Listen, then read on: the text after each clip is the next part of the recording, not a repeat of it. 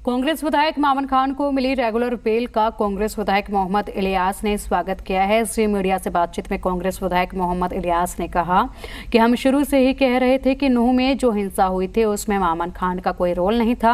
मोहम्मद इलियास ने नूंह में हुई हिंसा को प्रशासन का फेलियर बताया। साथ ही कहा कि जो हिंसा हुई थी उसमें स्थानीय लोगों का रोल नहीं था, बल्कि बाहर के लोगों ने आकर घटना को अंजाम दिया। कांग्रेस विधायक मोहम्मद इलियास हमारे साथ हैं। मामन खान का इशू मेवात में काफी रहा सर, पिछले दिनों आपने देखा, लेकिन अब रेगुलर बेल मिल चुकी है। जिस तरह से नूंह का हिंसा का पूरा मामला रहा, कांग्रेस के विधायक पे आरोप लगे, पहले बेल हुई फिर रेगुलर बेल होगी, क्या कहना चाहेंगे आप? देखिए लामा साहब, हमने तो ये जब घटना घटी थी उससे पहले ही हमने शुरू में ये कहा था कि इसमें मामन खान जी का विधायक का कोई दोष नहीं है, और इतने भी जो हालात जो बने इसमें सरकार प्रशासन की जो है वो प्रशासन इसमें फेलियर रहा।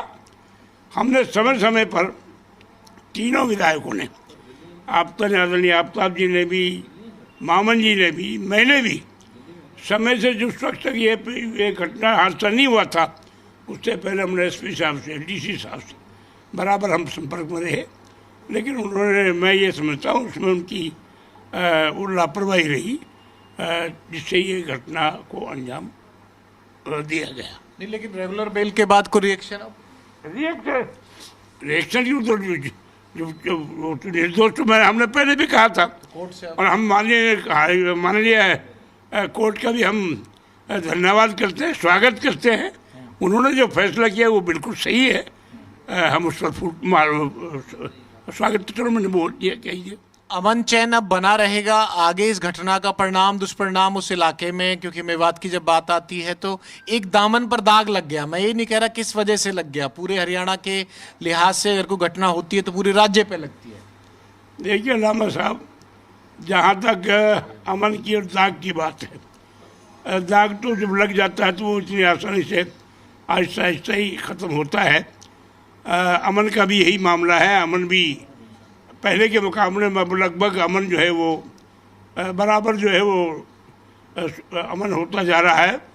अमन चैन से कमेटियां हैं जो वो काम कर रही हैं, रहने भी लगे हैं, और हर वर्ग जो है वो अमन के जहन से ही काम कर रहा है। सब अमन बड़ा चैन है, सुकून है। और हमारे यहाँ तो हिंदुस्तानी नहीं बल्कि सारी दुनिया में मेवात का खित्ता जो है, मेवाती एरिया जो है, प्रथम एरिया कहा जाएगा, इलाका कहा जाएगा जो शांति के एतबार से जो नंबर 1 पर माना जाता है।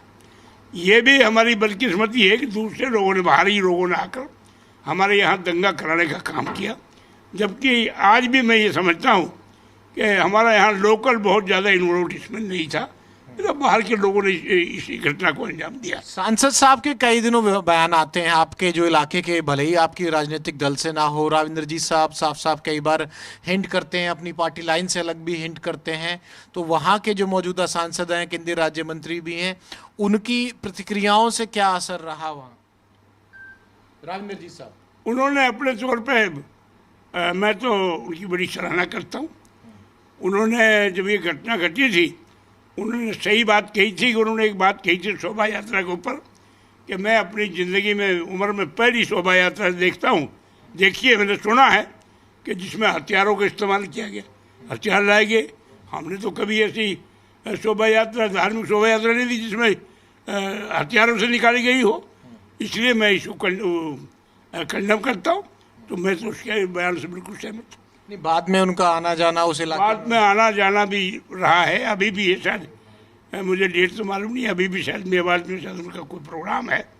और मैं समझता हूँ इसमें मेवात के भाईचारे में इससे फ़ायदा हुआ है और ये उससे और मजबूत होगा। हमसे बातचीत करने के लिए तो मोहम्मद इलियास साफ तौर पर साफ गोई के साथ बात करते नजर आए, और उन्होंने साफ तौर पर यह भी कहा कि भाई मामन खान के मामले को लेकर मेवात के तीनों विधायक जो बात कह रहे थे, माननीय कोर्ट का जो फैसला है उसका स्वागत करते हैं। कैमरामैन विक्रम सिंह के साथ विनोद लांबा, जी मीडिया, दिल्ली।